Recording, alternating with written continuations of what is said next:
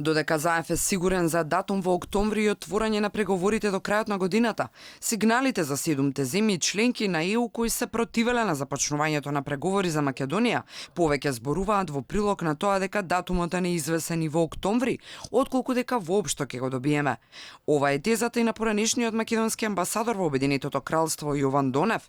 Според него, ова се чувствителни периоди за нашата држава и мора да сме внимателни. Тие податоци министрот сигурно ги знае и било коректно, затоа што од друга страна Милошевски не е било којто е сериозен човек, сериозен политичар и не очекувам дека фейк ньюс се пушти и дека ќе такви работи ќе прави некако пропаганда, не верувам во такво нешто. Едноставно Франција јасно стави до знање дека нема да прифати отпрошување на преговори со нови држави, затоа што тоа не треба да биде приоритет на Европската унија според идеите на Макрон. Шпанија тоа беше таа идеја, он ја прифати, ја кажам, председател Макрон ја кажа во присуство на шпанскиот премиер.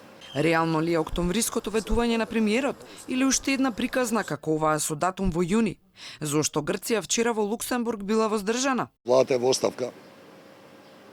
Позицијата на Мицотаки се различи од позицијата на актуелниот премиер во оставка на Ципрас, така да Министерството за надворешни работи сигурно проценило дека имам потреба таква позиција биде воздржана. Тоа е едниот аспект. Вториот аспект е дека не ја знаеме до крај заканата и суштината на Кипар, што се случило со, веќе немаше изјава никаква, не видов во заклучоците дека има нешто за Турција. Не сум сигурен и дека во октомври ќе добиеме дата, мислам дека тоа беше еден блеф на германската влада, затоа што колку и треба на една комисија во парламентот да прочита еден извештај за Македонија, кај што би има и мислење на владата.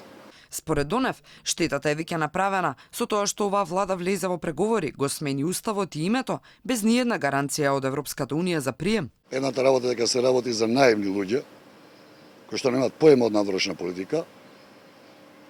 А втората работа е дека се работи за едноставно за луѓе кои што не се заинтересирани за едината на државата. Она што е неопходно во моментот е владата искрено да објасни што се случува, кои земји се против и зошто, но и каде погреши во проценката или чакорите, што датумот е под знак прашалник.